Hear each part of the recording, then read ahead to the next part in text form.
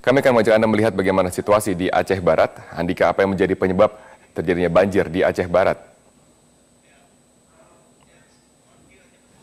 Bahwa banjir yang melanda Kabupaten Aceh Barat ini adalah banjir terbesar yang terjadi sejak 10 tahun terakhir. Hal ini bisa dilihat dari kecamatan yang ada, yakni sebanyak 12 kecamatan di Kabupaten Aceh Barat mengalami banjir untuk tahun ini. Dan untuk mengetahui apa yang menjadi penyebab banjir ini, saat ini saya telah bersama Bapak Wahyu Pratama sebagai Koordinator LBH Banda Aceh Pos Melabuh. Selamat pagi, Pak. Pagi, Pak. Bisa langsung diceritakan apa yang menjadi penyebab banjir terjadi di Kabupaten Aceh Barat ini? Jadi terkait dengan bencana yang terjadi sekarang, banjir dan longsor, itu kan termasuk bencana yang besar ya, Bang ya. Termasuk bencana yang besar dalam artian seperti ini. Maksudnya ini juga menjadi penting bagi kita ketika terkait dengan penyebabnya adalah mungkin baik dari itu hal terkecil sampai hal terbesar, dalam artian dalam hal terkecil. Maksudnya seperti ini. Adanya pemahaman-pemahaman yang bahwasannya kita juga selaku makhluk hidup ataupun warga negara itu khususnya di wilayah Aceh Pantai Barat Selatan, mungkin kita tidak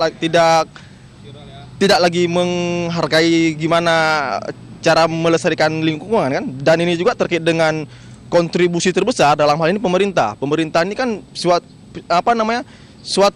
orang yang bisa mengambil kebijakan dalam hal misalnya perizinan. Dalam hal ini kan dalam memberikan perizinan perusahaan juga menjadi penting bahwasanya juga ada fungsi kontrol, tidak hanya ketika kita memberikan izin, tapi juga kontrol pengawasan setelah perusahaan itu beroperasi seperti itu. Ya, lantas gimana dengan kondisi hutan di Kabupaten Aceh Barat sendiri yang semakin lama dari pantauan kami ini banyak hutan-hutan yang mulai dirambah ini.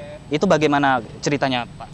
Kalau masalah terkait dengan masalah hutan, ya seperti kita lihat juga sekarang, Bang, itu bahwasanya banyak fungsi hutan yang telah dirubah. Misal seperti hutan-hutan yang dulunya dia tumbuh subur, dia tumbuh secara lestari, sekarang kan juga dibuka lahan misalnya seperti perkebunan, pertambangan, seperti itu. Bahkan terkait dengan pembukaan lahan juga, itu kita selaku yang misalnya ada pihak-pihak yang melakukan pembukaan lahan, itu tidak ada lagi program-program reboisasi dalam hal artian, jadi kita membiarkan hutan itu gundul seperti itu tanpa ada tahap ataupun tanpa ada upaya untuk mencegah ataupun memperbaiki lah yang telah kita potong hutan seperti itu. Nah, Pak, akibatnya banjir, warga menjadi korban. Bagaimana Bapak melihat pemerintah? Apakah sudah cukup perhatian pemerintah terhadap lingkungan maupun warga korban banjir ini? Kalau saya pikir dalam hal ini pemerintah masih lamban dalam hal proses penanganan terhadap korban ataupun terkait dengan perbaikan infrastruktur yang rusak akibat dengan longsor. Dalam hal ini apa? Misalnya dalam hal pemberian evakuasi ini. Dalam hal ini kan BPBD ataupun pihak SAR seharusnya kan bisa lebih sigap. Jadi tidak boleh mereka mengatakan ini masih terhalang dengan suatu hal. Mereka harus mencari solusi sebenarnya. Bukan gara-gara terhalang mereka stop. Tidak seperti itu.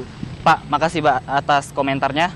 Nah, Robert, memang jika melihat poin yang bisa kita ambil tadi adalah yakni masalah peran pemerintah terhadap perizinan untuk membuka lahan di beberapa wilayah di Provinsi Aceh. Memang karena jika kita melihat data yang telah kami himpun, yakni sebesar sebelumnya hutan di kabupaten ataupun di Provinsi Aceh ini yakni sebesar 60% dari seluruh wilayah yang ada di Provinsi Aceh.